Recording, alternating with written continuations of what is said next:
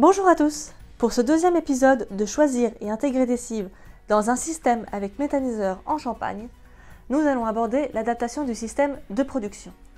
Pour alimenter son méthaniseur, une des solutions est de produire plus de biomasse. C'est pourquoi les agriculteurs du groupe Méthanisation ont mis en place différents essais pour produire 3 cultures en 2 ans. Nous retrouvons Corentin Mans, agriculteur à Normée, qui nous explique comment il a adapté son système de production.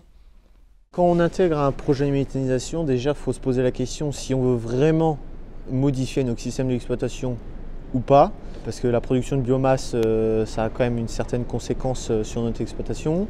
Donc on a intégré la biomasse parce que comme sur toutes les exploitations, on est obligé de faire des sipans, de la moutarde où on mélange, crucifères. Et puis donc là on s'est dit pourquoi pas intégrer des couverts destinés à la méthanisation, et puis ensuite intégrer ces biomasses-là, ça nous permettrait aussi de récupérer du digestat sous forme solide ou liquide.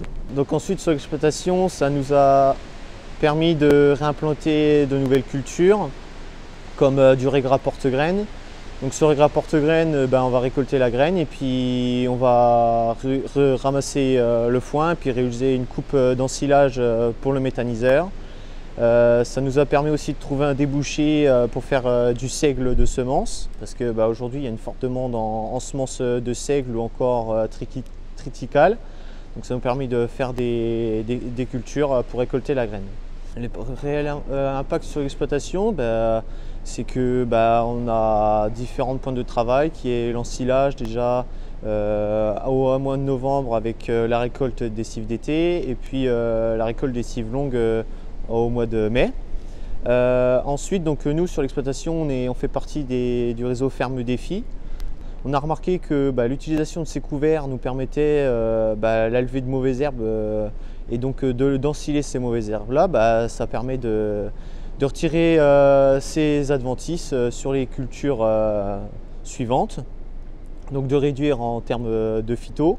Sur ces cultures-là, on arrive aussi à réaliser certains désherbages mécaniques sur les cives longues comme le seigle.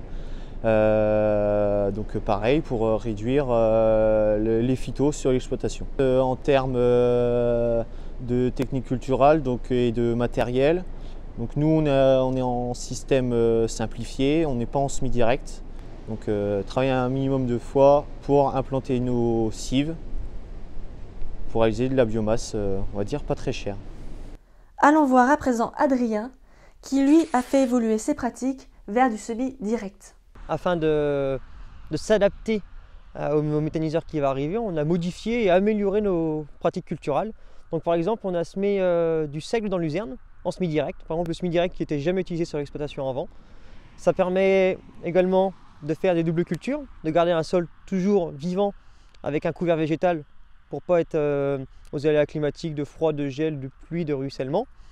On a également la possibilité de semer des tournesols qu'on n'utilisait jamais avant sur l'exploitation, mais également la possibilité d'importer de nouvelles cultures et d'avoir vraiment toujours ce couvert permanent via du sorgho, via des moas qui seront utilisés. Vous voulez en savoir un peu plus? Retrouvez-nous lors du prochain épisode où nous vous parlerons expérimentation avec la mise en place des différents essais cives.